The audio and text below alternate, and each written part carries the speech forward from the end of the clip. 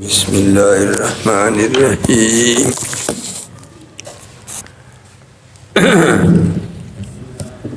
قضیہ حملیہ بر انواع است. هذه معنى سنة القضية الحملية على أقسامنا. قضية حملية بر انواع است. انواع جمع دا نوع دا نوع قسم توي. وی قضیہ حملیہ پیوتو قسم دا. القضیة الحملیة على اقسامنا. و انواع ٹکے چکے خو اشارہ اکڑا دے خبری تا چی دا قضیہ جنس دے اور دی تقسیم چکی گی انواع تبکی گی. دا جنس تقسیم بچاتے کی گی انواع تا اور دا نوع تقسیم بچاتے کی گی اشخاص ہوتا. کہ حیوان چلے جنس دے دا تقسیم بچاتا کئی انواع ہوتا. انواع اسی دی انسان، فرس، بغل، اسد، حمار. اور دا نوع تقسیم با اشخاص ہوتا کی گی. نوع سوک دا انسان نے دی تقسیم بچاتا کئی زید، عمر، بکر، خالد، والد. وی دا قضیہ پہ یوتو انواع سر دا اشارہ اکڑا چی تقسیم دا قضیہ حملی چی کم اقسام تشیر دا قبیلی تقسیم دا جنس نا دا انواع تا دا قضیہ حملی جنس دے و دیل چی سمرا اقسام راجی دا انواع دی. اولا نوع سر دا قضیہ حملی یکی شخصیہ یو شخصیہ دا یعنی احدها شخصیت یو قسم دا قضی حملی شخصیہ دا. اس نے شخصی تعریف گئی شخصیہ کو میں قضی تو ہوئی یعنی قضی را گوین دا شخصیہ ہا قضی تو ہوئی کہ موضوع او جزی حقیقی باشد کہ موضوع دا دے قضی جزی حقیقی. موضوع دا قضیہ حملی بخالی نہیں یا بجزی حقیقی وی یا بکولی وی. پدے کے دو تقسیم دی دو مذہب دی پر تقسیم کی. یو تقسیم دا متقدمین و منطقیانو دے اور دویم تقسیم دا متاخرین و منطقیانو دے. اور دا خبر پدی بنا دا کہ موضوع دا قضیہ حملی بخالی نہیں یا بجزی حقیقی وی یا بکولی وی. کچری جزی و پا جزی کی جزی حقیقی و دا قسم دے قضیہ حملی توی شخصیہ سو شخصیہ و تولی ہوئی دا دی وجوی چی دا دی موضوع شخص معین دے او جزی حقیقی دے. دیتا شخصیہ وی نولی وطوی ذکر دی موضوع جزی حقیقی دے و جزی حقیقی شخصی. الشخص ولی ذکر کی تشخصی.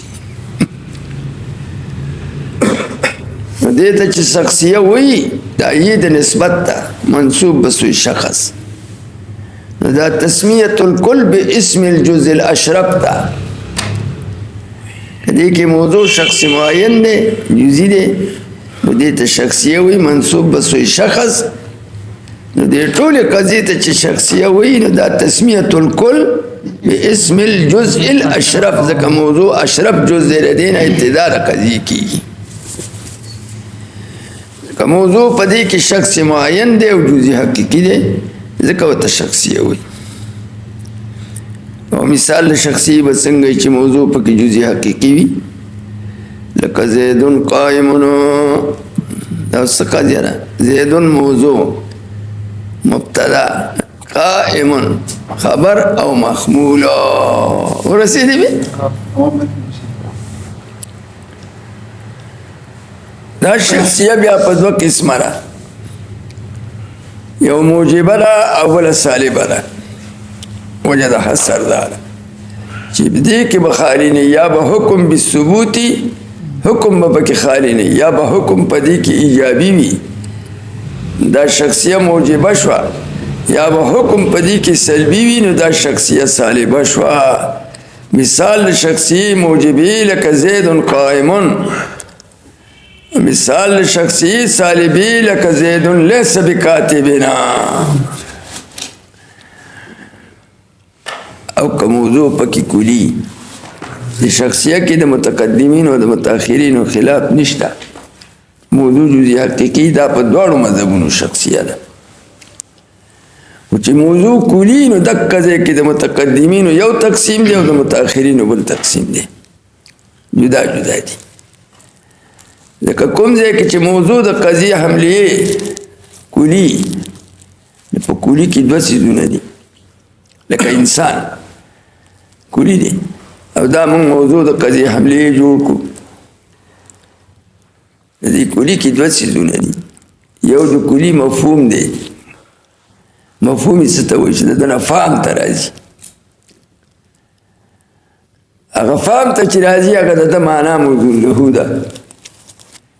دا لفظ د انسان خو واضح دی او معنا لپاره وضع کړی دی که نه. معنا موضوع له د انسان سره حیوان ناطقون.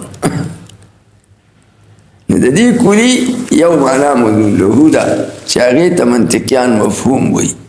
مفهوم ورته ولې وایي؟ ځکه دا لفظ د انسان چې ذکر شي څوک چې عالم بالوضع نو فهم ته دی دا معنا موضوع له فهم ته او پوهې ته راځي. نو په دې کلي کې یو مفهوم د کلي دی، معنا موضوع له د کلی ده. او دې مفهوم د کلی ته او معنا موضوع له د کلی ته منطقیان طبیعت الکلی وایي. څه نوم یې سره؟ طبیعت الکلی. او بل دا معنا موضوع له چې کلی ده، نو کلی خو هسې کلی کېږي نه، افراد غواړي. نو دا معنا کلی چې په کومه افراد صادقه یا حقه افراد دي هغې ته افراد د کلی وایي. لکه د انسان معنا موضوع له څه ده؟ حیوان ناطق. دا حیوان ناطق معنا چې په چا کې موجود دی؟ اکبر د انسان افرادی. او د انسان دا معنا په چا کې موجوده ده؟ ما ته وښایه په زید کې. دا افراد دي. اوس ځکه د زید څه معنا ده؟ ما ته وکړه. حیوان ناطق. د انسان څه معنا؟ حیوان ناطق. د انسان معنا په زید کې موجوده شوه، ولیکن سره د تشخص نه ده. څه ده؟ سره د تشخص نه. زید حیوان ناطق دی. نو هلته خو امر خرکوس هم حیوان ناطق دی، بل فرد د دې مفهوم خو هغه امر هم دی. نو د دې دواړو په منځ کې د دې زید د امر په منځ کې دا مفهوم کلي ما به الاشتراک دی. زید هم حیوان ناطق دی، فرد د انسان دی، او امر هم حیوان ناطق دی، فرد د انسان دی. نو د دې دواړو په منځ کې دا مفهوم کلي نه واله، دا ما به الاشتراک شو، نو ما به امتیاز پکار دی. نو زید حیوان ناطق دی خو سره د خپل تشخص نه چې تشخص سره ضم کی، او دی په خپل تشخص سره ممتاز دی د چا نه؟ د امر نه. او امر حیوان ناطق دی خو سره د خپل تشخص نه په خپل تشخص سره ممتاز دی د چا نه؟ د زید نه. دا دې ته اوس افراد د کلي وایي. ښه هغه معنا موضوع له د کلي ته وایي مفهوم. او دغه مفهوم چې په کومو افرادو کې موجود او متحقق وي نو هغې ته ویلی کېږي افراد د کلي. دې مفهوم کلي ته کلي ولې وایي؟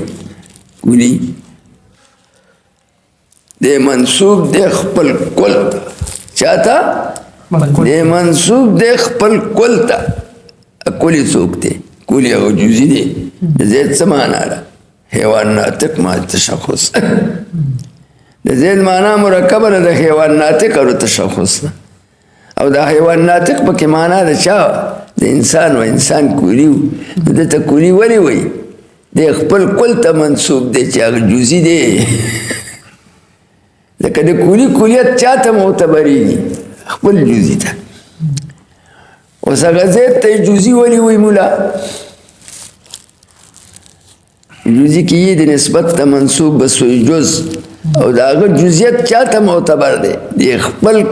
جز تا معتبر دے. جزی سوک دی کلی دی. جزی کلی جا حیوان دی. دا نا دا زید جزیت چا تا معتبر دے؟ خپل جز تا. دا جزیت خپل جز تا معتبر دے. جزی دا کلی دی دا انسان. لکه د انسان معنا څه ده حیوان ناطق د زید معنا څه ده حیوان ناطق محض تشخص نو د جزئی هغه معنا مرکبه نه شوه د ماهیت کلي او د تشخص نه دا کلي د جزئی څه شو د جزئی دا مفهوم د کلي د مفهوم نه جز واقع شو اوس په خبره پوه شو نو د کلي کې خبره مې دا کوله چې دا کوم ځای کې موضوع د حملیې کلي د دې کلي کې څیزونه دوه دي یو د دې کلي مفهوم دی هغې ته طبیعت الکلي وایي مفهوم سره هغه معنا موجود له ده نو د انسان معنا موجود له حیوان ناطق دی ته پوه شو او بل د دې کلي افراد دي چې دا معنا کلي په دغه افرادو کې موجوده ده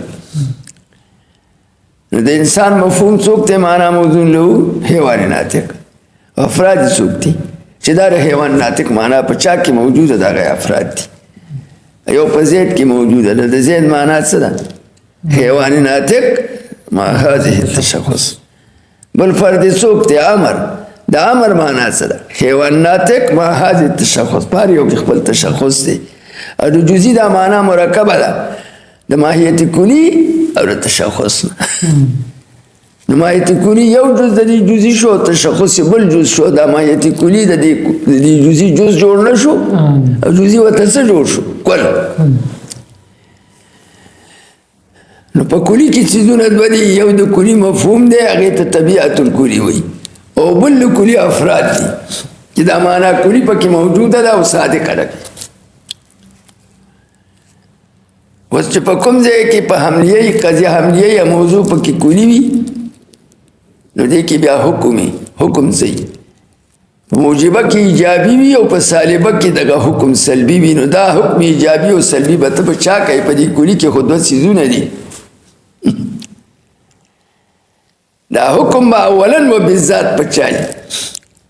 او ثانیا و بالعرض به پچای نو دې کې دوه مذهب دي یو مذهب د متأخرینو دی او بل مذهب د متقدمینو دی متأخرین وایي چې کوم ځای کې موضوع د قضیه حملیې جزئی حقیقي وي موضوع د قضیه حملیې کلي وي او د کلي د لاندې یو مفهوم او طبیعت دی او بل افراد دي نو متأخرین وایي چې دا حکم په افرادو باندې په بالذاتي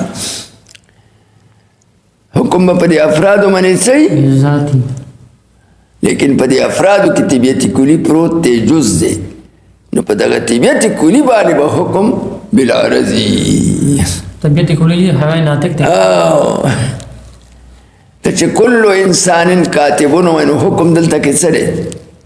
کاتبون دی ثبوت د کتابت دی او چې لا شیء من الانسان بکاتب وای یا الانسان ليس بکاتب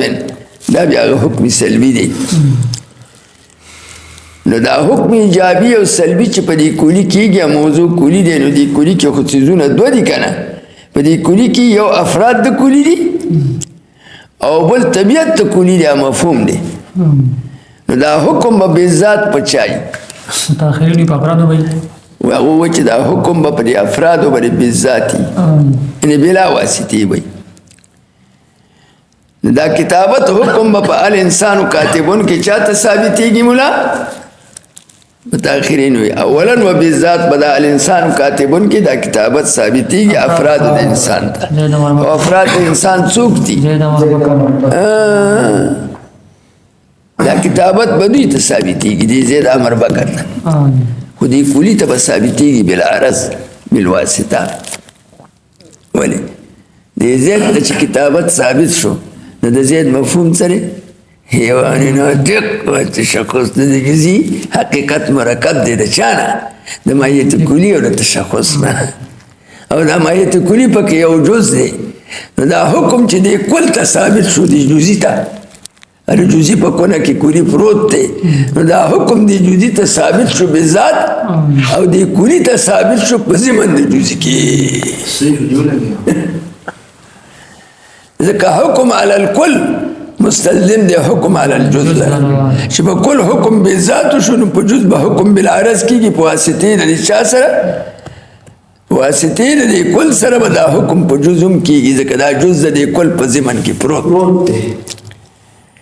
نو ته چې اوس څنګه ووایې الانسان کاتب، انسان کاتب دے. کتابت ثابت کو چاته ثابت کو انسان په انسان کې چاته ثابت کو د انسان خو یو افراد دي زید امر بکر دي او بل څه دي مفهوم دي مفهوم حیوان ناطق دی. نو دا خبره په بذات او په بالعرض کې ده. نو متقدمین منطقیان وایي متأخرین منطقیان دا بلم لرګه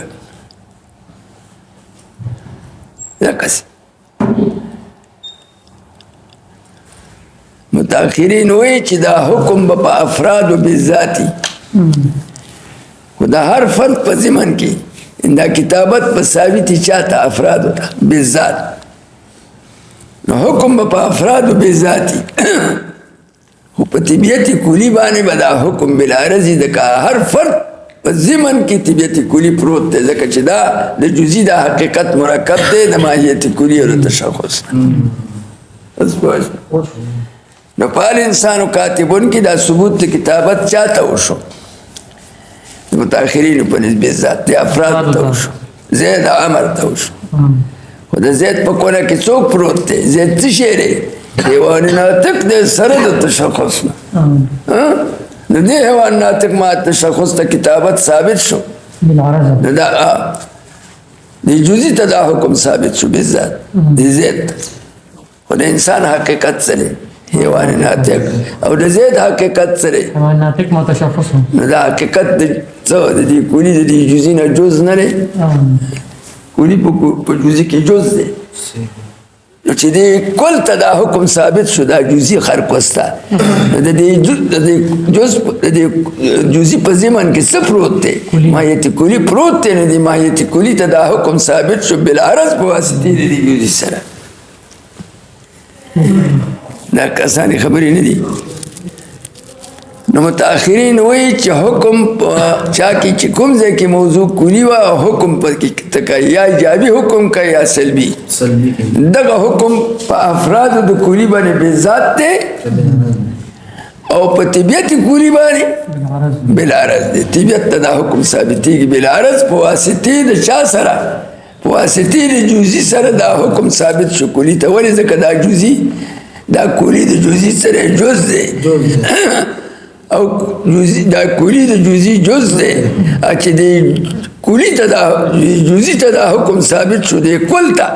نو په ضمن کې جز ته ثابت شو په واسطې د کل سره او دا د دې مذهب دی چې کوم ځای کې موضوع د قضیې حملې څو کلی و دا کلی او افراد دی او بری مفهوم دی. متاخرینو چې دا حکم په افرادو باندې صحیح بذاتی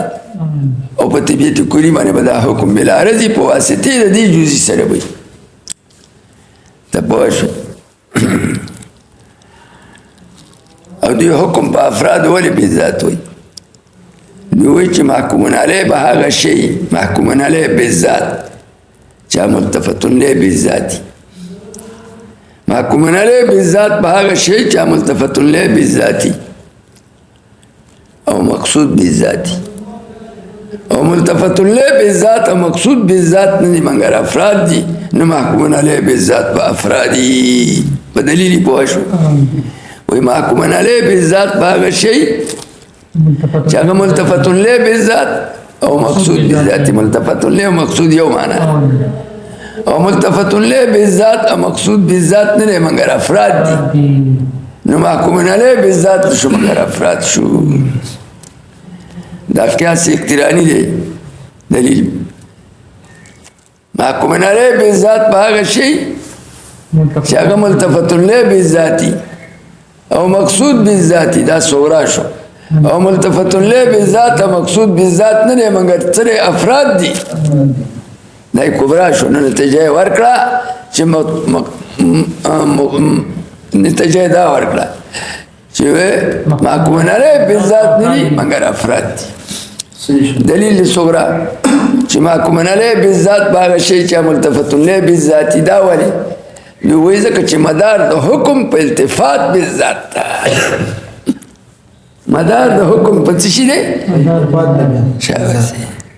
او کبرا دلیل او ملتفت له بالذات نه منګر څوک دی افراد دي دا ولی وای ځکه ملتفت له بالذات هغه شی چې هغه مدار د تعایش او د بقای انساني او مدار د تعایش او د بقای انساني څه شی افراد دي نه مفهومي کلی ځکه په خارج کې د توسخیم لکه یو سړی وایي چې کل تفاح معقوله تفاح معنی ته وایي نو یو د معنی مفهومي کلی دی او بل د معنی څه دي افراد دي څه افراد د معنی مفهومي کلی دی او بل د معنی افراد دي مفهومي کلی د معنی چې هغه ذهني دی په ذهن کې پروت دی او هغه افراد د معنی چې په خارج کې دي او مقصود بالذات او ملتفت له بالذات چې هغه شی چې مدار د تعایشي او مدار د تعایش او د بقای انساني څوک دی هغه افراد د معنی دی مفهومي کلی نه دی ځکه مفهومي کلی خو تصور ته راځي نو ته چې پې مړېږي او ستا پې کار کېږي تعایش ته پې حاصلېږي یا به په چا حاصلېږي په افرادو د معنی چا په خارج کې دي او نه په تصور د مفهومي کلی خو په تصور کې دی او که د معنی تصور دی که نه ته مړېږي ناموړوالی تعایش به ستا په څه حاصلېږي شابسي په دې دلیل پوه شوئ دا غټه خبره ده نو دا متاخرین وایي چې کوم ځای کې موضوع ده ته د حملې کلي په کلي کې یو افراد دی او بل طبیعت دی دا افراد به محکومون علیه بالذاتي او طبیعت به محکومون علیه بالعرضي یعنی حکم به بالذات په چا مني په افراد او په طبیعت کلی به حکم بالعرضي په واسطې د چا سره وي د فرد سره وي دلیل څه وایي وی محکومن علیه بالذات په هغه شی چې هغه ملتفت له بالذاتي او مقصود بالذاتي او ملتفت له بالذات او مقصود بالذات نه مګر افراد دي نتیجه دا ورکړه چې محکومن علیه بالذات نه مګر افراد دي دلیل صغرا چې محکومن علیه بالذات په هغه شی چې ملتفت له بالذاتي دا ولی وی چې مدار د حکم دوی په التفات بالذات کبرا او ملتفت له بالذات نه مګر افراد دي ولی وی ملتفت له بالذات هغه شی چې هغه مدار د تعایش او د بقای انساني او مدار د تعایش او د بقای انساني نه دی مګر څه دي افراد دي نه طبیعت کلی نو کومو قضایاو کې چې موضوع کلی وي په دغه قضایاو کې به د متاخرینو په نسبت باندې حکم بالذات په افراد وي او بالعرض به حکم څه بالواسطه به په کلی ولی ځکه چې د افرادو ته حکم کړو د فرد چې دی کل دی او دا کلی سره جز دی چې په کل حکم بالذات شو نو په ضمن کې په دې جز حکم بالعرض شو پوه شو اوس متقدمین څه وایي هغه د دې مذهب عکس کوي هغه وایي چې طبیعت کلی او مفهوم کلی به محکومون علیه بالذاتي افراد به محکومون علیه بالعرضي دا ولی یعنی په الانسان کاتبون کې به دا کتابت حکم چاته بالذات ثابتېږي طبیعت کلی د انسان ته چې حیوان ناطق دی او د افرادو ته چې زید امر کړ دی دا حکم د کاتبون به ثابتېږي بالعرض طبیعت ته به دا حکم ثابت وي بالذات او د افرادو ته به دا حکم ثابت وي بالعرض د مذهب د متاخرینو عکس کوي وایي دا ولې نو وایي چې محکومون علیه بالذات په هغه شی وي چې هغه معلوم بالذاتي محکومون علیه بالذات په هغه شی چې هغه معلوم بالذاتي او معلوم بالذات نه مګر طبیعت ته مفهومي کلی دی دلیل صغرا چې محکومون علیه بالذات په هغه شی چې هغه معلوم بالذاتي وایي ځکه چې مدار د حکم په معلومیت ده ځکه حکم په مجهول نه دی حکم په مجهول نه ثابت نه کېږي مدار د حکم په معلومیت ته نو محکومون علیه بالذات په هغه شی چې هغه معلوم بالذاتي ځکه مدار د حکم په معلومیت بالذات ځکه حکم په مجهول نه دی صحیح په معلومیت بالذات او معلوم بالذات نه مګر څوک دی طبیعت کلی دی دا طبیعت کلی ولی معلوم بالذات ځکه معلوم بالذات هغه شی وي ته وایي چې ذهن ته اولا و بالذات راځي او ذهن ته اولا نو بالذات مفهوم کلی راځي افراد چې معلومیږي نو په واسطه د انطباق د مفهوم کلی سره اول طبیعت کلی ذهن ته راشي په ذهن کې حاصل شي نو معلوم شي او افراد چې معلومیږي بالواسطه په واسطه د طبیعت کلی سره معلومیږي بیا د طبیعت کلی سره د افرادو خرقسانو ته څه کې مرآت کړي نو د افراد په معلوم نو دوی چې محکومون علیه بالذات څه شی طبیعت کلی طبیعت کلی دی او افراد محکومون علیه بالعرض دي دا ولې د هغو د متأخرینو مذهب عکس وي وایي ځکه چې مدا محکومون علیه بالذات په هغه شی چې هغه معلوم بالذات دي او معلوم بالذات نه دي مګر طبیعت دي نو محکومون علیه بالذات په هغه شی چې هغه معلوم بالذات دي دا ولې وایي ځکه چې مدار د حکم په معلومیت دی لأن الحکم علی المجهول باطل او معلوم بالذات څه شی دی طبیعت دی ولې لکه معلوم بالذات هغه شي ته وایي چې ذهن ته اولا راځي او ذهن ته اولا طبیعت کلی دی راځي هر چې د افراد نو هغه معلومیږي په انطباق د طبیعت کلی سره چې دا طبیعت کلی ته حاصل کې د افراد ته مرآت کې د افراد به معلومات د فریقینو په دلایلو پوه شوې نو دقه ځای کې چې کوم ځای کې موضوع کلی وي نو متقدمین حکم بالذات په چا وایي په طبیعت وایي او متأخرین بالذات حکم په چا وایي په افراد وایي خو په هر یو چې حکم بالذات نو په بل به حکم بالعرض نو زه تقسیم د متقدمینو شروع کوم دې کې اوس دوه تقسیمه جوړېږي موضوع د قضیه حمله به خالی نه یا به جزئی حقیقي وي یا به کلی وي کچری جزئی حقیقي نو دې قضیه ته شخصیه وي حملیه ده حملیه کې شخصیه ده مثال شخصی لکه زید قائم دا موجب شو او زید لیس بقائم دا سالب شو او دې ته شخصیه ولی وي لکه موضوع په دې کې شخص معین دا تسمیه الکل باسم الجزء الاشرف موضوع کلیونو بیا به خالی نه یا به حکم په افراد وي یا به موضوع کلینو بیا به خالی نه یا به حکم په طبیعت وي یا به حکم په افراد وي افراد تلر کا ته پوه شئ حکم په طبیعت والا دا چا مذهب دی متقدم که موضوع کلیونو یا به حکم په طبیعت وي یا به حکم په افراد وي اوس دا شکره والا چې حکم په طبیعت وي په مفهوم کلی حکومي چې حکم په طبیعت په افرادو نه بیا به خالی نه یا دا حکم په طبیعت من حیث هي یا به دا حکم په طبیعت من حیث العمومی یا به دا حکم په طبیعت من حیث الانطباق علی الافراد درې شکه شو چې حکم په چای موضوع کلی او حکم په طبیعت یا به دا حکم په طبیعت من حیث هي یا به حکم په طبیعت من حیث العمومی یا به حکم په طبیعت من حیث الانطباق من حیث الانطباق علی الافراد که شک اولو حکم په طبیعت او په طبیعت من حیث هي من حیثیت زمانه په طبیعت حکم شو من حیث هي قطع نظر د خصوص او د عموم نه نه پکې لحاظ د خصوص او نه پکې لحاظ د عموم او نه پکې لحاظ د بعض افراد او نه پکې لحاظ د کل افراد حکم په طبیعت من حیث هي دا حکم چې په طبیعت من حیث هي نه طبیعت من حیث هي مرتبه ده مطلق شي ده د سره دا مطلق مضاف کی شي ده یعنی موضوع پکې مطلق شی او طبیعت من حیث هي قطع نظر د خصوص د عمومه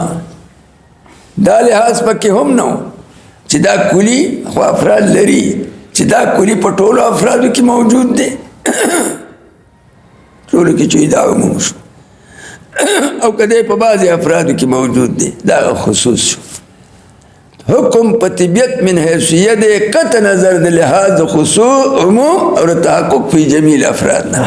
او قطع لحاظ د لحاظ د خصوص او تحقق فی بعض الافراد نه دا لحاظونه پکې نشته حکم په طبیعت من حیثیه دی دا طبیعت من حیثیه مرتبه د مطلق شی ده یعنی موضوع پکې مطلق شی دی نو دې قضیې ته ویلې کېږي مهمله قدمایه. څه ورته وایي؟ مهمله قدمایه. دې ته مهمله قدمایه وایي. او په دې مهمله قدمایه کې قانون دا دی چې دا احکام د خاص عملي او احکام د عام عملي.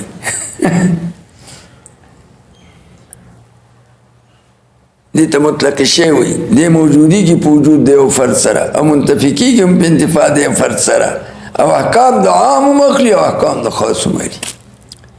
نو که تا دا انسان موضوع د مهملې جوړه کړه او حکم دې په طبیعت من حیثیه وکړو نه پکې لحاظ د عمومو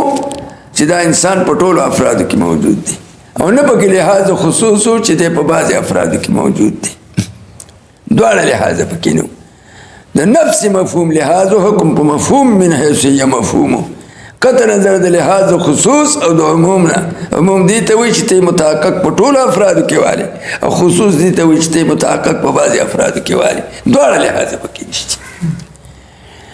نو دې کلي ته په دغه مرتبه کې د انسان ته مطلق شی وایي. نو دې ته مهمله قدمایه وایي. او موضوع د مهملې قدمایي څه شی دی؟ مطلق شی دی. مطلق مفهوم دی قطع نظر د لحاظ خصوص او د عموم نه.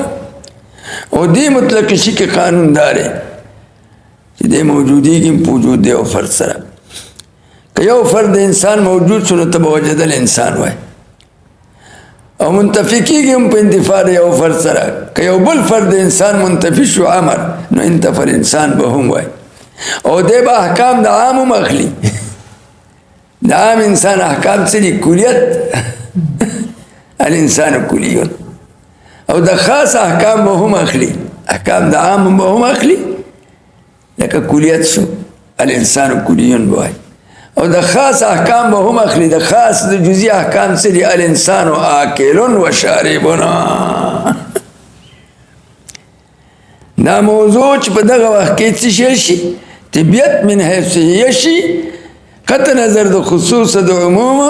او د تحقق فی جمیع الافراد و فی بعض الافراد نه. نو دې ته وایي مطلبه د مطلق شی. نو موضوع د مهملې قدمایي مطلق شی دی. او په مطلق شي کې قانون څه دی؟ دا دی چې موجودیږي په وجود د یو فرد سره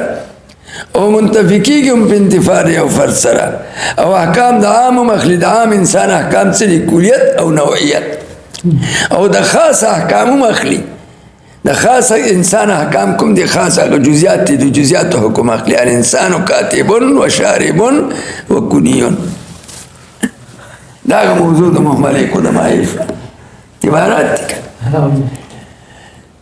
ته په خبره پوه شو. او احکام اوس راځه تبعیه جوړو. یو تبعیه د قدماو ده، یو مهمله د قدماو ده، دویمه تبعیه د قدماو ده. څنګه؟ که چېرې په دې کلي ته حکم وکړو او دا حکم دې په طبیعت د کلي وکړو خو من حیث العموم دې وکړو. څنګه؟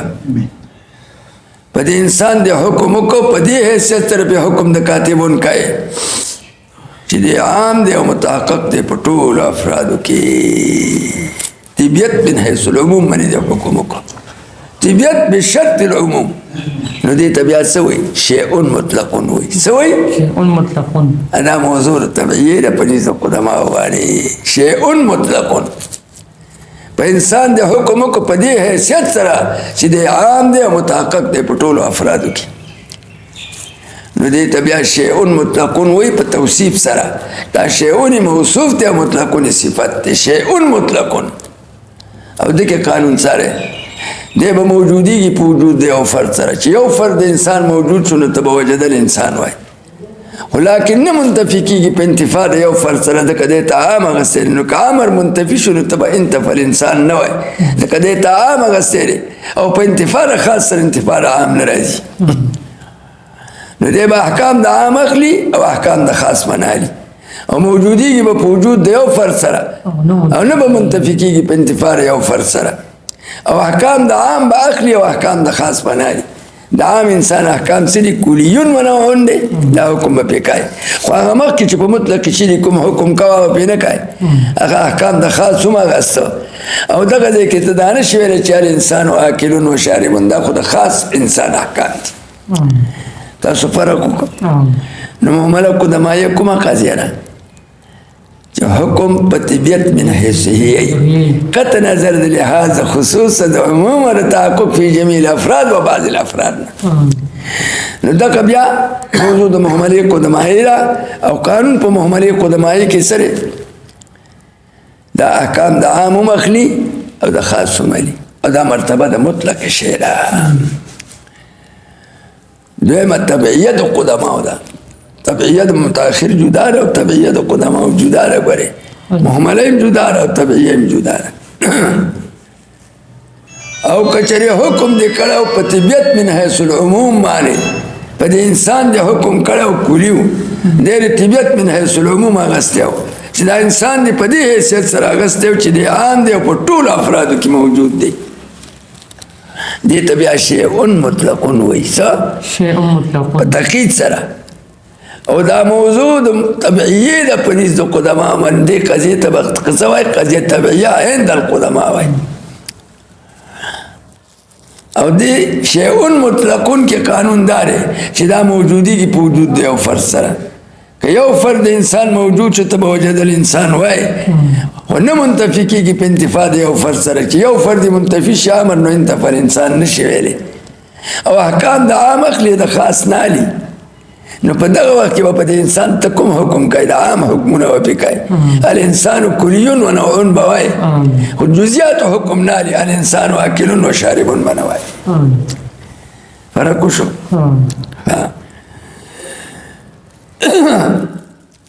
دا خو مې تاسو ته یو محمله د قدماو جوړه کړه او یو مې تبعیه د قدماو جوړه کړه اوس معصوره به صحیح که حکم په طبیعت دی ټول حکم په طبیعت وي حکم په طبیعت من حیث الانطباق څه من حیث الانطباق دا طبیعت په دې حیثیت سره اغستی چې دی منطبق دی په افرادو حکم په طبیعت من حیث الانطباق علی الافرادو نو بیا به خالی نه یا به انطباق په کلو افرادو معتبري څه کلو یا په بعضو وایي یا به انطباق په بعضو افرادو معتبري که انطباق په کلو افرادو معتبرو دا موجبه کلیه ده څه موجبه کلیه موجبه کلیه ده دوی په نس کومه قضیه ده چې حکم په طبیعت شیخ من حیث الانطباق علی جمیع الافراد او سور د موجبه کلیه څه شی دی لفظ د کلو لاندې استقراق خو د متقدمینو په نس باندې په دې محصوره کې موجبه کلیه کې حکم په طبیعت دی خو دا طبیعت من حیث الانطباق علی الافراد دی او انطباق په کلو افراد معتبر دی دا موجبه کلیه ده اکو حکم په طبیعت خو من حیث الانطباق علی بعض الافراد او په ایجاب کې نو دا موجبه جزیه ده او سور د موجبه جزیه بیا څه شی دی بعضو و بعض الانسان کاتب او یا به حکم پیږي په طبیعت من حیث الانطباقی خو په کلو افرادو باندې خو په سلب کې حکم په طبیعت من حیث الانطباق علی کل الافراد دی خو په څه کې په سلب کې سالبه کلیه ده یا به حکم په طبیعت من حیث الانطباقی خو په بعضو افرادو په جزیه کې خو په سلب کې وایي سالبه جزیه شوه او سور د سالبی کلیه څه شی دی لا شی دی سور د سالبی کلیه لا شی دی سور کې فرق نشته او لا واحد دی او خود نکرې ده په سیاق طرف کې او که طبیعت حکم په طبیعت من حیث الانطباق او په بعض افراد او په سلب کې سالبه جزیه ده او سوري لیس بعضو بعضو لیس لی او لیس کلو دی دوی تقسیم می رته وکړو دوی حکم په چا وایي په طبیعت خو طبیعت کې قسمونه دي یا به حکم په طبیعت من حیث هی چا مرتبه د مطلق شی ده نو هغې ته بیا محمله قدمایه ویلی شي یا به حکم په طبیعت من حیث العمومي په طبیعت من حیث العمومي نو هغه تبعیه د قدماو ده محمله د قدماو مرتبه د مطلق شی ده او تبعیه د قدماو مرتبه د شیء مطلق ده او یا به حکم په طبیعت من حیث الانطباقی په طبیعت به خو په دې حیثیت سره چې دا طبیعت په افرادو منطبق دی نو که انطباق په کلو باندې او په ایجاب کې موجبه کلیه ده او که انطباق په بعضو باندې او په ایجاب کې نو موجبه جزیه ده که انطباق په کلو باندې او په سلب کې نو سالبه کلیه ده او که انطباق د طبیعت په بعضو افرادو باندې او په سلب کې نو سالبه جزیه ده نو څلور پکې محصورې شوې څه پوه شوئ اوس راځه دا خو مې د چا تقسیم وکړو د متقدم اوس ته د متاخر تقسیم کوم که حکم په طبیعت نه و حکم په افرادو حکم بالذات په افرادو لکه دوی په افرادو حکم بالذات وي نو بیا به خالی نه یا بدال علی کمیت الافرادی یا بدال علی کمیت الافراد نہیں نو که حکم پا افرادو بالذات او دال علی کمیت الافراد نو نو دیتا ویلکی محمله دا متاخر نو فرق پا محمله دا متقدم و محمله دا متاخر کی سشو پا محمله دا متقدم کی حکم پا طبیعت تے پا طبیعت منطبقه علی الافراد تے تا پوشوی او دال علی کمیت الافراد اگی کم نشتے خوالتا کہ حکم پا طبیعت سرے پا طبیعت تے طبیعت منطبقه علی الافراد پا مرتبہ دا مطلق شیخ محمله دا متاخر کو مشوا پا محمله دا متاخر کے حکم پا افرادو دے پا طبیعت ندے بالذات پا افرادو دے او دال علی کمیت الافراد نشتا لکه تسنگا ہوئے مثال دا محمله دا متاخر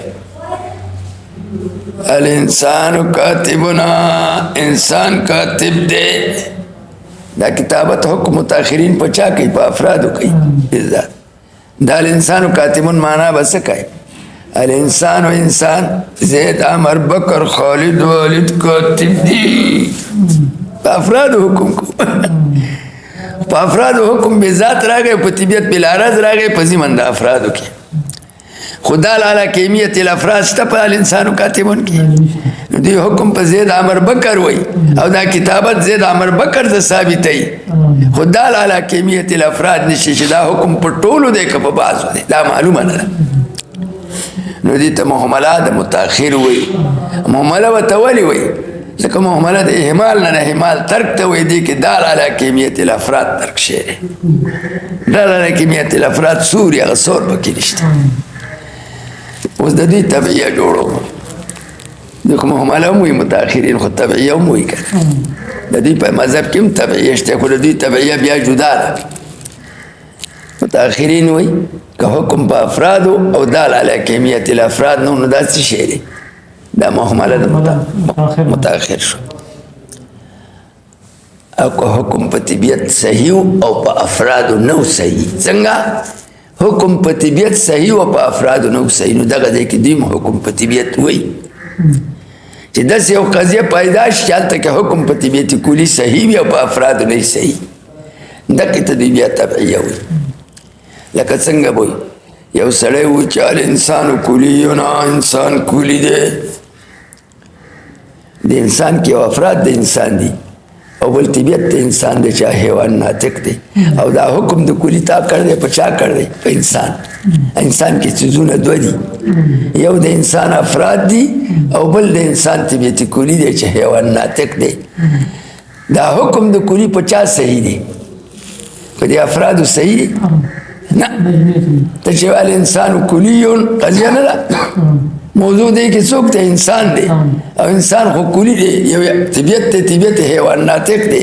او افراد سری زید امر بکر دی او دا کلیون حکم 50 صحیح دی په طبیعت صحیح دی دا مفهوم کلی دی انسان چې حیوان ناطق دی په دا حکم د کلی صحیح دی او په افراد دا حکم کای افراد څوک دی زید امر بکر نو ته به داسې وایي چې زید امر بکر کلی دی زید امر بکر خو جزیات دی خرپسه نو زید یو جزی دی او امر بل جزی دی او هر یو جزی زانه زانه جزی دی نو که مجموعه جزیات راوالی نو مجموعه جزیات هم جزی دا او یو هم جزی دی او پده چه تا حکم دا کلیون کئی نو دا حکم دا کلیون پا الانسان کلیون کی پا افرادو نده صحیح که افراد دا انسان کلی ندی تا پوشوی دا حکم دا کلیون پچا صحیح دی طبیعت صحیح دی طبیعت انسان حیوان ناطق دی الانسان و حیوان ناطق کلی دی جزیات روالا اس حکم پا جزیاتو کوا الانسان زید عمر بکر کلی دی دانه دی سی متاخرین طبعیه کومې قضیې ته وایي ځان پې پوه کړه دوی طبعیه هغه قضیې ته وایي چې په کوم ځای کې حکم په طبیعت کلي صادق وي او په افرادو قاضي وي نو دې قضیې ته دوی طبعیه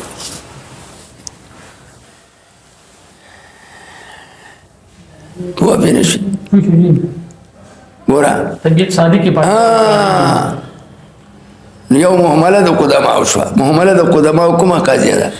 چې حکم په طبیعت شي خو په طبیعت من حیثیه شي په طبیعت من حیثیه څه معنی چې په دې طبیعت کې نه لحاظ د عموم نه د خصوصي او نه د عموم څه معنی نه لحاظ د تحقق فی جمیع الافراد او نه لحاظ د تحقق فی بعض الافراد نو کومه قضیه چې موضوع پکې کلی او په دې لحاظ سره واغستې شي چالت کہ حکم په طبیعت من حیثیه وشي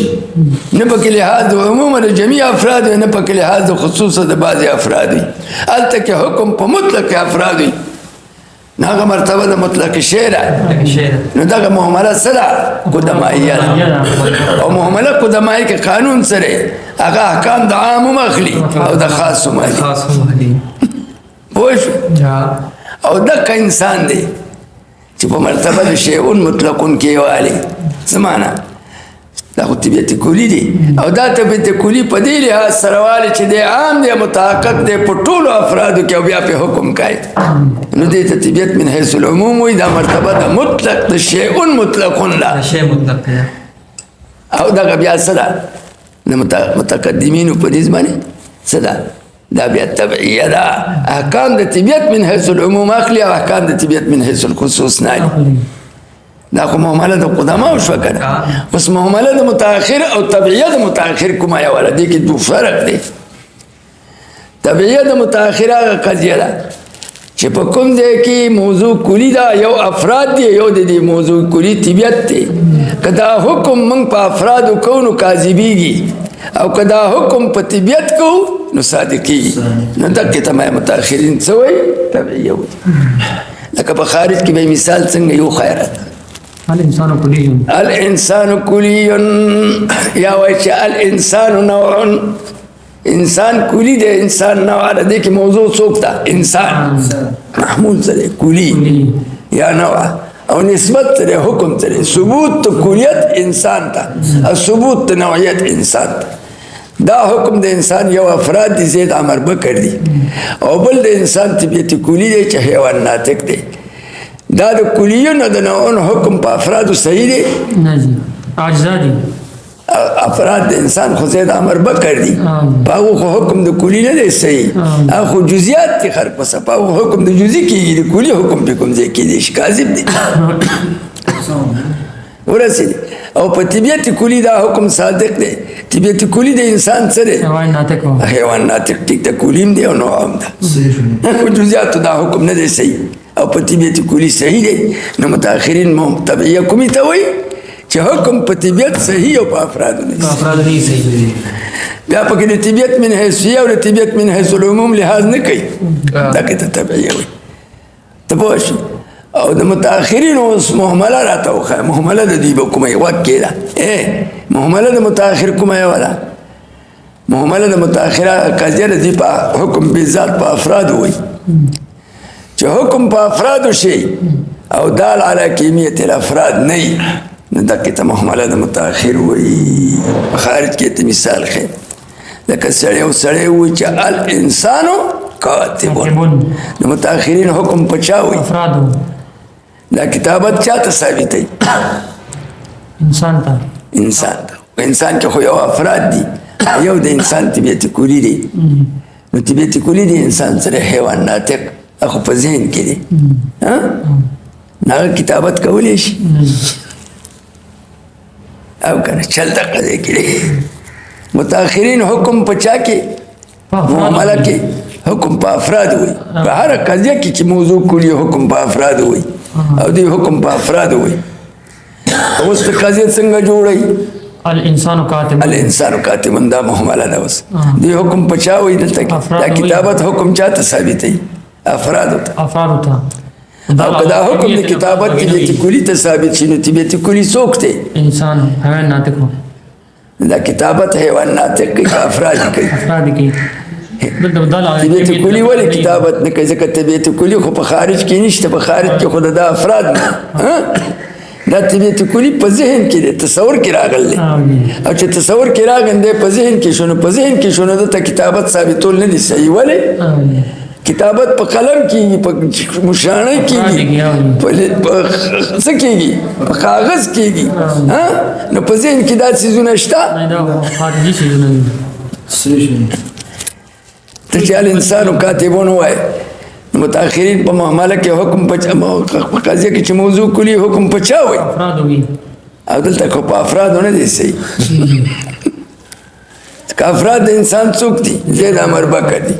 نو که هغو ته کتابت ثابت کی چې دوی لیکل کړي دي صحیح ده خو که دې طبیعت ته دا حکم ثابتای دا صحیح نه ده طبیعت ته انسان څوک دی حیوان ناطق دی په خارج کې شته مفهوم دی په ذهن کې موجود اخو مفهومي محاصله دی په ذهن کې په تصور کې موجود دی نو په تصور کې چې موجود شنو د کتابت ثبوت صحیح دی صادق دی که کاذب دی کاذب دی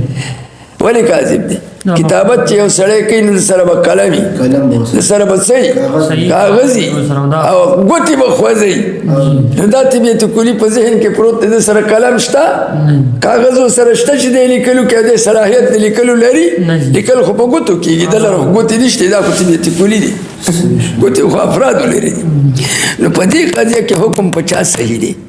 وایا افراد او په طبیعت کاذب دی او حکم په افراد صادق سره صادق دی او په طبیعت کاذب دی تر على كمية الافراد شابس خو لیکن دال علی کمیت الافراد نشته حکم په افرادو نشته بګي شوی صحیح دی او په طبیعت نه دی صحیح خو لیکن دال علی کمیت الافراد نشته سمانه و انسان کاتب دی نو سمانه افراد د انسان چې زید عمر بکر دی ډیر شعری کاتب دی دا کتابت چاته ثابتې دی افراد ته ثابتې ځکه طبیعت ته د دې ثبوت کاذب دی خو لیکن د دې افرادو باندې دال علی کمیت نشته چې دا کتابت څومره افراد ته صحیح شو دي کلو طریقه که بعضو طریقه دال نشته نو دې ته څه وایي مهمله د متأخره طبیعه د دوی کومه یوه شوه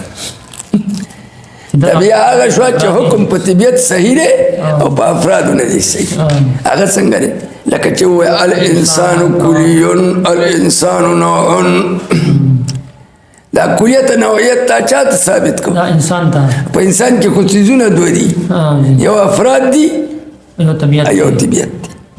دا د کلیت د نوعیت حکم په چا صحیح دی په افرادو نه دی صحیح دغه ځای په طبیعت کلي صحیح دی نو دې ته دوی طبیعه وایي څومره صحیح دی به پوه شو نو د دوی مهمله د دوی طبیعه د متأخرینو مهمله او طبیعه د متقدمین نه دواړه جدا شو دا شوي مهمله د قدماو کومه وه چې حکم په طبیعت هي باندې و من حیثیه من حیثیه مرتبه د مطلق شی وه او هغې احکام د عام او د خاص ته دواړه اخیسته او طبیعه نو دوی کومه حکم په طبیعتو خو من حیث العموم چې دا طبیعت په داسې حیثیت سره والي چې عام دی او متحقق دی په ټولو افرادو کې طبیعت من حیث العموم نو هغه طبیعه د چا وه د قدماو وه هغه مرتبه د شیء مطلقون وه شیء مطلقون په توصیف سره هغه احکام د عام اخلي او د خاص نه اخلي فرق وشو کنه اوس مهمله د متأخر کومه شوه متأخرین کو حکم په افرادو وایي چې حکم په افرادو صحیح وي او دال علی کمیت الافراد نه وي نو هغې ته مهمله د متأخر وایي لکه مثال یې څه دی الانسان کاتبون دا د کتابت حکم په افرادو صحیح دی او په طبیعت نه دی صحیح لیکن دال علی کمیت الافراد نشته نو دا څه شی شوه مهمله د قدما متأخر شوه او طبیعه د متأخر کومه ده طبیعه د متأخر هغه چې حکم په طبیعت صحیح بیا پکې قیدونه نه لګي چې حکم په طبیعت صحیح نو بیا مطلق ده که په طبیعت من حیث العموم یا که په طبیعت من حیث هي چې حکم په طبیعت وي مطلق طبیعت باندې په افراد صحیح نه لکه طبیعه د اشاره د متأخر متأخر انسان کلیون یا نوعون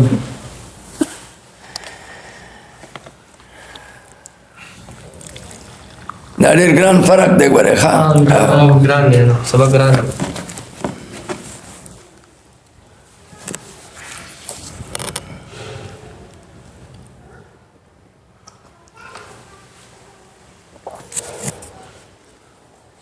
زبرت اوس ټول تقسیمات ون تقسیم د متقدم جدا او ون تقسیم د متأخر جدا جدا کومه ته اوس د متقدم تقسیم کوم واقع ده شخصیه کې د دوه مذهبونو خلاف نشته تقدیم حملی تقسیم دی اقسام ته دی یو تقسیم د متقدم دی او د تقسیم د متأخر دی د متقدمه تقسیم دا دی چې د حکم په طبیعت وي موضوع د قضیه به خالی نه د حملی یا به شخص جزئی حقیقی او شخص معینی یا به کلی که جزئی او شخص معین و دا شخصیه دا په دواړو مذهبونو لکه زید قائم زید لیس بقائم که موضوع کلی وي اوس د متقدم تقسیم کوم نو موضوع چې کلی نو په کلی کې د حکم بذات په چا وي په طبیعت وي چې موضوع کلی وي نو حکم په طبیعت دی نو دا حکم چې په طبیعت دی نو دا به خالی نه یا به حکم په طبیعت من حیث هي یا به حکم په طبیعت من حیث العمومی کچری حکم په طبیعت من حیث هي محمله قدمایه شو او احکام د عام و مخلی او د خاص و مالی او که حکم په طبیعت من حیث العموم چې مرتبه د شیء مطلق لا دا څه شو دا محمله د قدر دا څه شو تبعیه د قدمایه شو د حکم په طبیعت من حیث العموم چې مرتبه د شیء مطلق لا دا بیا احکام د عملی د خاص نه او یا به حکم په طبیعت من حیث الانطباق حکم ټول په طبیعت دی او که په طبیعت من حیث یو نه محمله شو که په طبیعت من حیث العموم تبعیه شو او که په طبیعت من حیث الانطباق علی الافراد نو دا محصوره ده چې حکم په چای په طبیعت من حیث الانطباق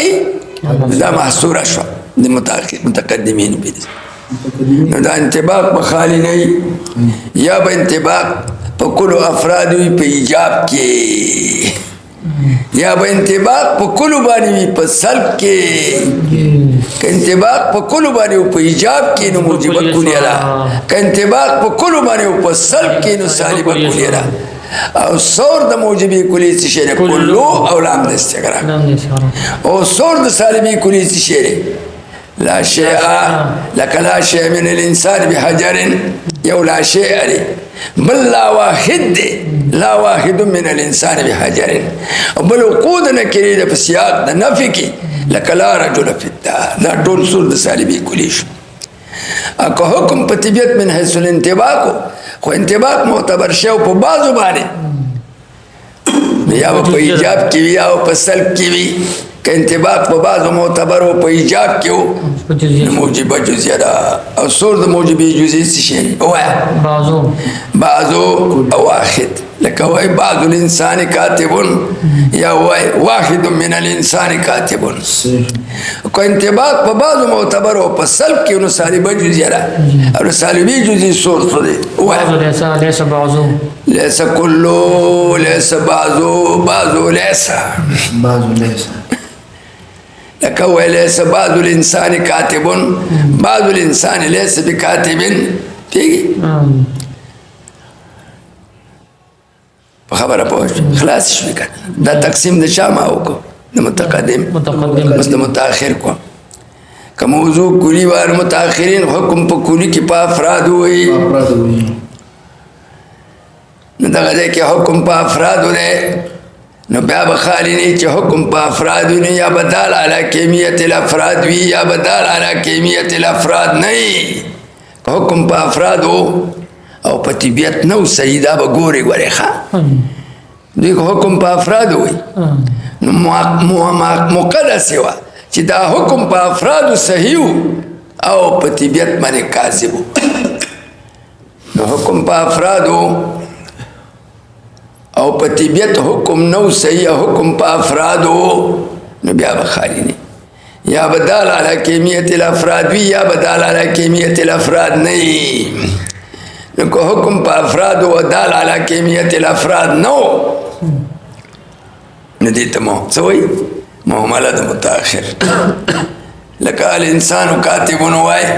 دلته کې حکم 50 صحیح دی وای په خاتمونو په افراد صحیح افراد دی صحیح دی په طبیعت نه دی صحیح که طبیعت کتابت نه کوي متأخر حکم په افرادو دی او دال علی کمیت الافراد نشته نو دا محمله ده متأخر شو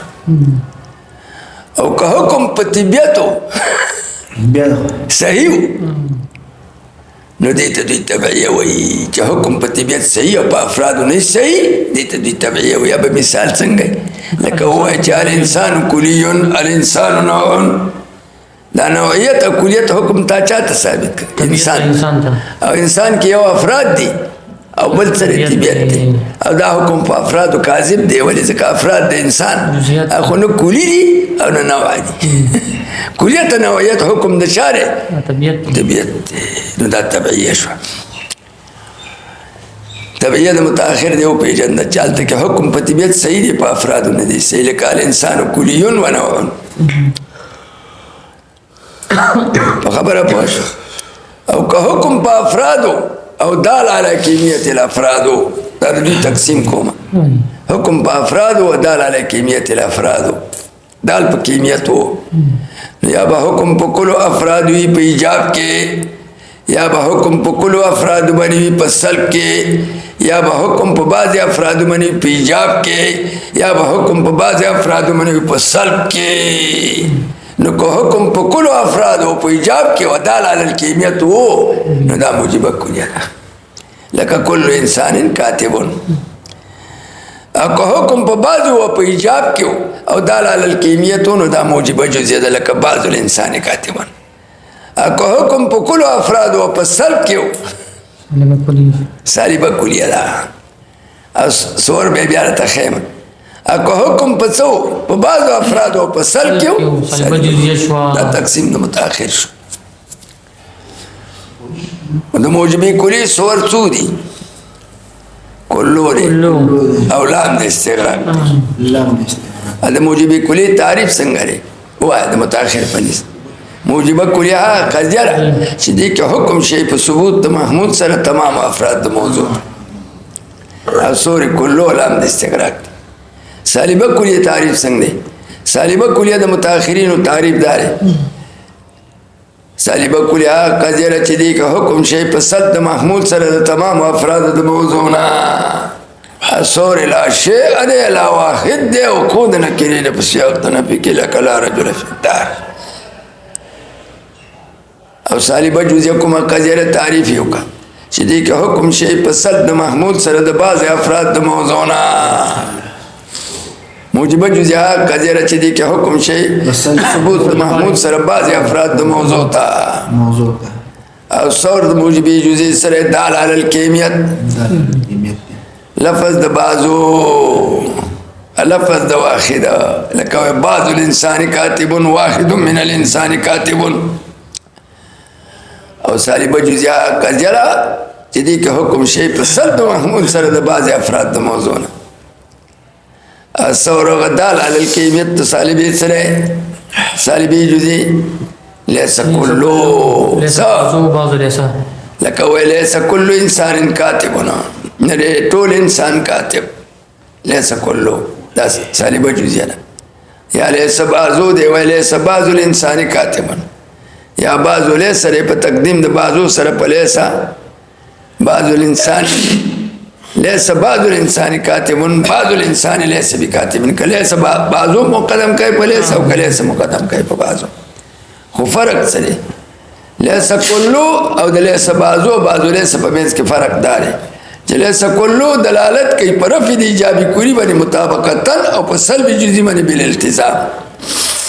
او ليس بعضو بعضو ليس متفاق سره دي هغه دلالت کوي په سلب جزئی باندې بل مطابق او پر رفع د ایجابي کلی باندې بل التزام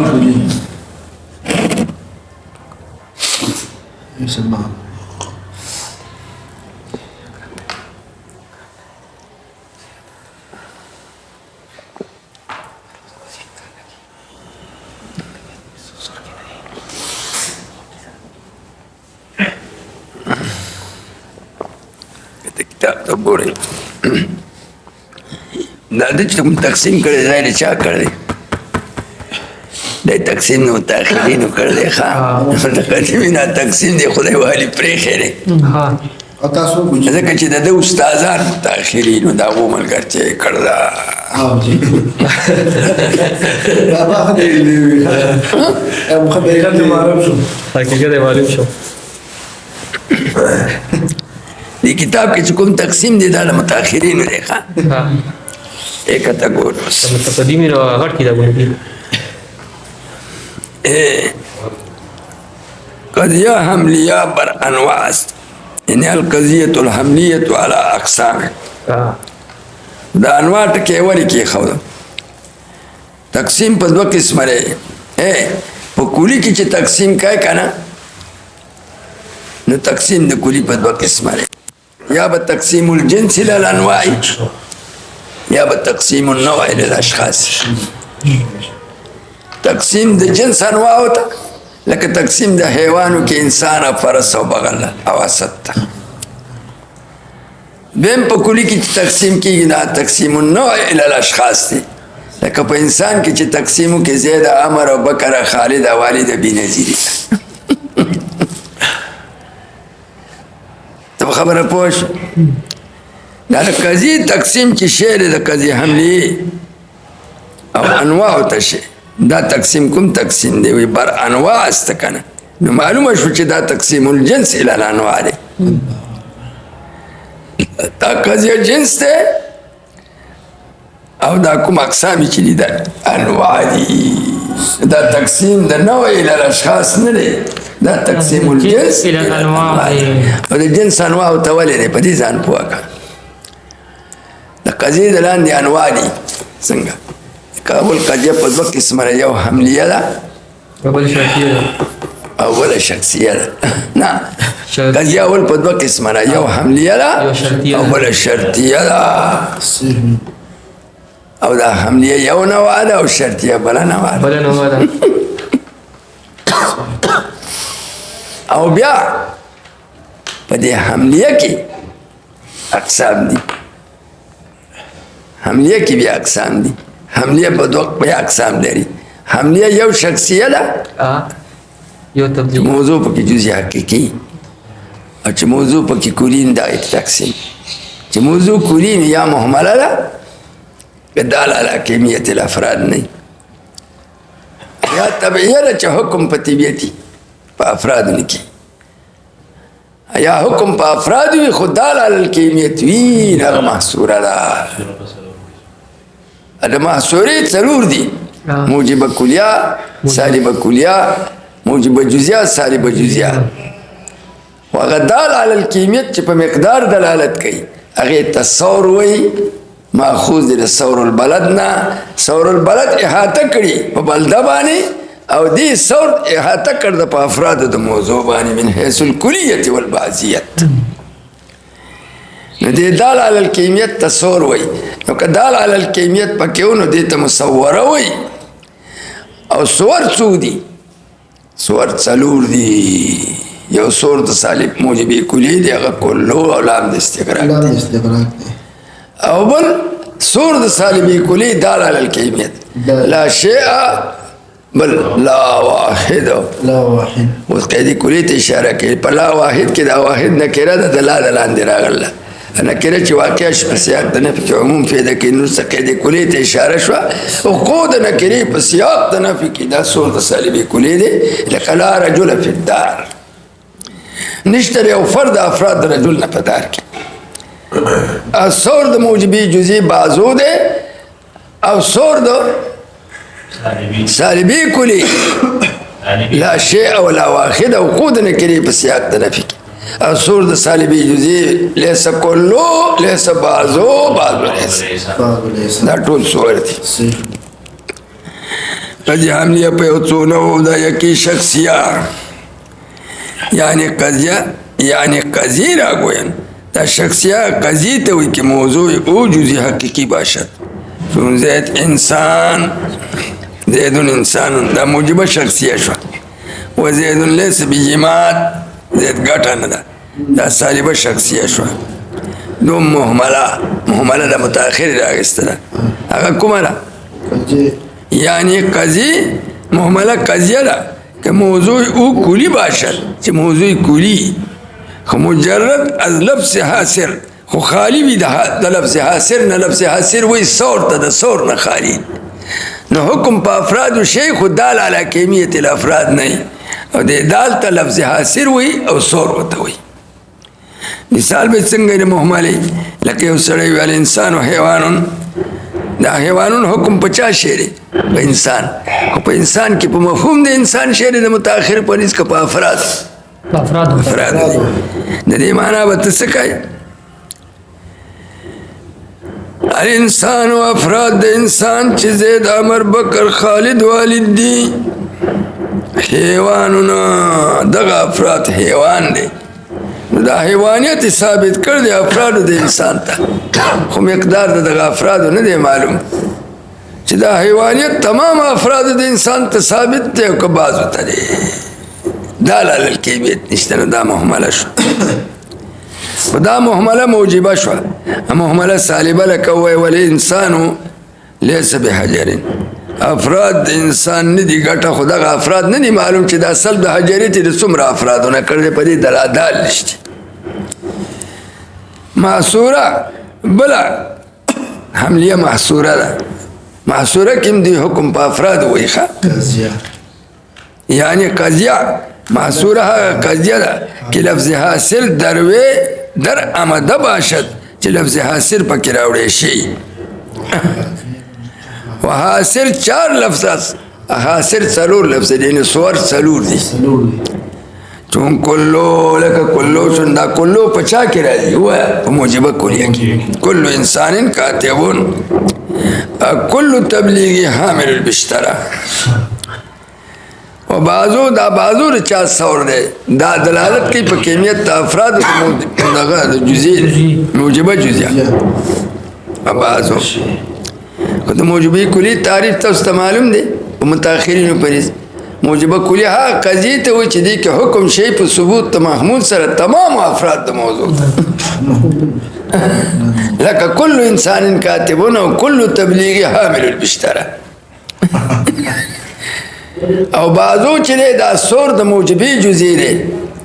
موجبه جزئیه په تعریف یو کومه قضیې ته وایي چې دې کې حکم شی په ثبوت محمود سره بعض افراد د موضوع ته دال علی البعضیت پکې وي. هغه سور بعضو دی لکه وایي بعض الانسان کاتبون. بل لا شیء دی. دا هغه سور او حاصل د چا دی؟ د سالبي کلی دی. خو د سالبي کلی تعریف درځي. سالبه کلیه دې ته وایي چې دې کې حکم شی په صد محمول سره د تمام افراد د موضوع. د افراد ولې یادو؟ ځکه دوی حکم په افرادو دا تقسیم د متأخر نه دی. ما تاسو ته مثال به څنګه لکه وایي لا شیء من الانسان بحجر.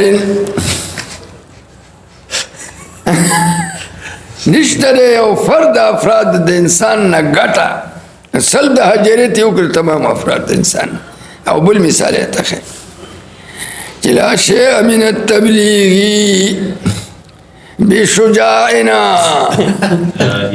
نشته دی یو فرد افراد د تبلیغی شجاع، نو سلب شجاعت یې وکړه تمام افرادو د تبلیغی مروج نه. تبلیغیان موږ هم خو رواجي تبلیغ یادوه. راځه وبسې اوس بعضو ورته ښیي بعض الحیوان لیس بانسان. دا چا سور شو؟ دا د موجبي نه د سالبي. لکه د سالبي جزئی 3 صور دي. یو لیس کلو دی په تقدیم د لیس سره په کلو باندې، او بل لیس بعضو دی په تقدیم د لیس سره په بعضو باندې، او بل بعضو لیس دی په تقدیم د بعضو سره په لیس باندې. دا 3 واړه سور د سالبي جزئی دي. د بعضو مقدم شوي په لیس باندې. خو دې د 3 سورو کې فرق شته که نه؟ دې کې یو لفظي فرق دی او بل پکې معنوي فرق دی. لفظي فرق یې آسان دی. لا شیء کې دا لا داخل شی دی په شی باندې. لا شیء دې کې لا شیء لا داخل شی دی په شی باندې. او په لیس بعضو کې لیس مقدم شی دی په بعضو باندې، او په بعضو لیس کې بعضو مقدم دی په لیس. لفظي فرق خو ډېر ظاهر دی، خو معنوي فرق پکې شته که نشته وی معنوي پکې هم شته دا لیس کلو دلالت کوي پر رفع د ایجاب کلی باندې بالمطابقه او په سلب جزئی باندې بالالتزام په دې لیس کلو کې دوه څیزونه دي رفع د ایجاب کلی کوي او دلالت په ایجاب پر رفع د ایجاب کلی دلالت کوي په دلالت مطابقي سره دلالت مطابقي پیژنه دلالت د لفظ په تمام موضوع او په سلب جزئی دلالت کوي بالالتزام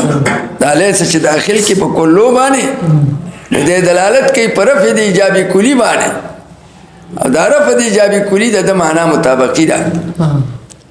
او په سلب جزئی باندې دلالت کوي بالالتزام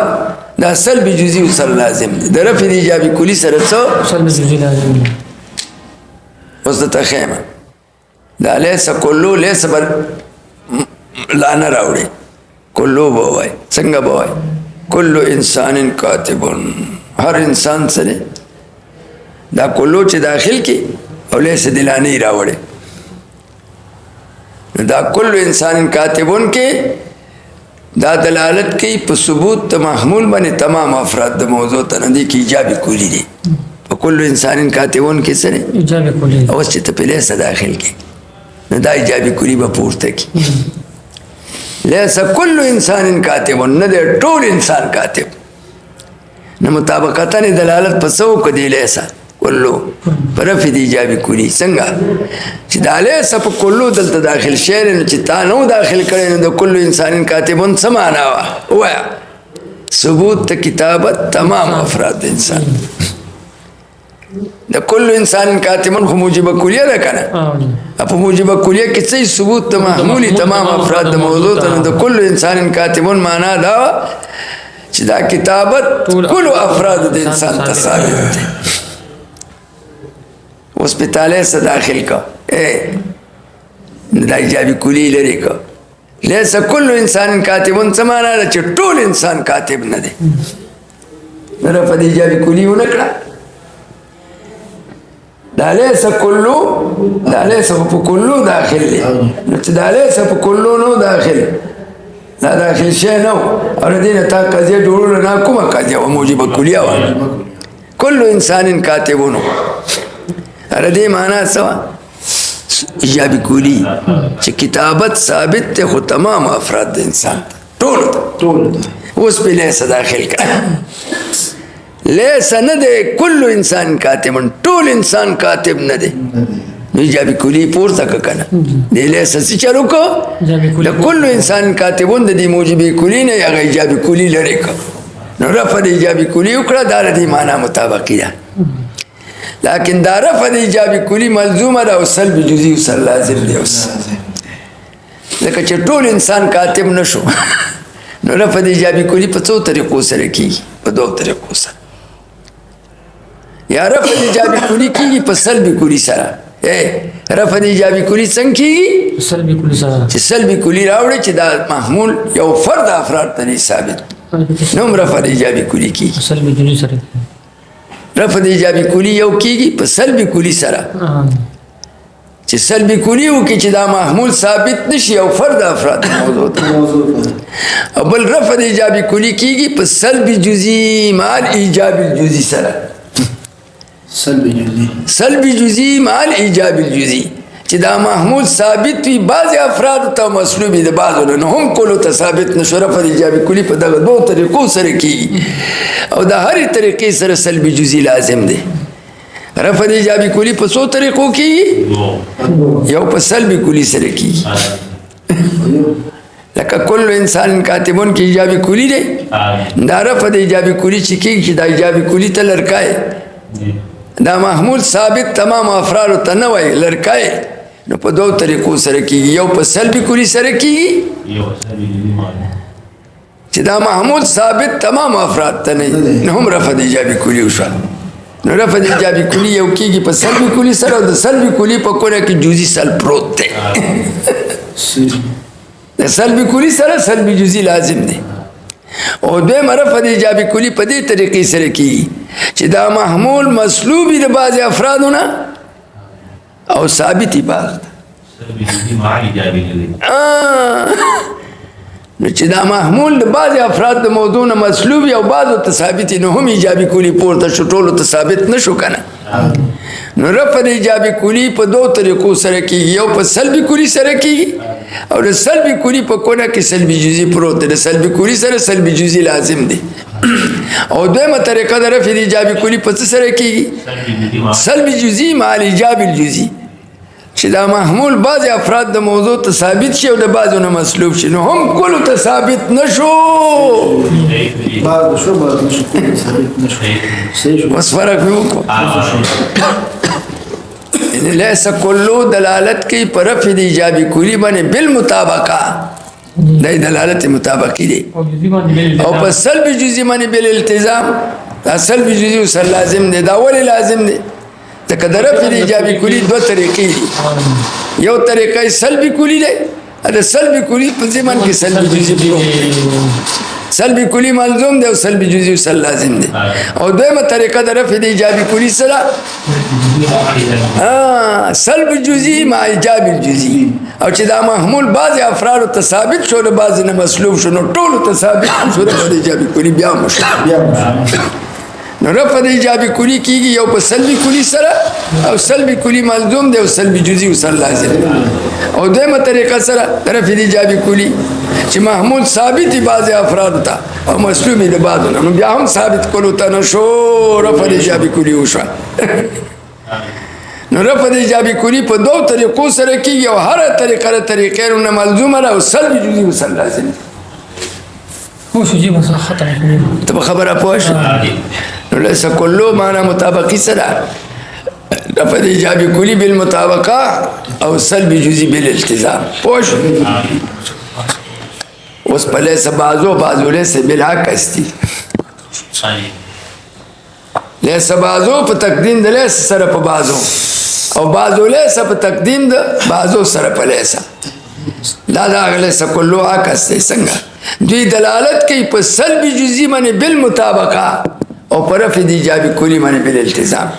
په سلبي جزئی ولې دلالت کوي بالمطابقه ځکه دې کې لفظ د بعضو راغلی سره د لیس نو دی پر رفع د ایجابي کولی باندې دلالت کوي په سلبي جزئی دلالت کوي بالمطابقه ځکه لفظ د بعضو پکې راغلی او پر رفع د ایجابي کولی کوي بالالتزام ځکه د سلبي جزئی سره رفع د ایجابي کولی لازمه ده چې سلبي جزئی موجود شو نو ایجابي کولی پورته شو پوه شئ دا بالعکس جب بس به ودی بس خلاص ته به دې پورې بس شو کنه خبر دی ها او څلور صور او فرق مینه تصور مې ته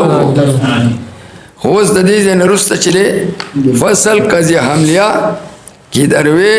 وجه حمل را بیان کننده نو آرا موجهه کوئی موجهات ځان له جبر پاسته ليس كل شيء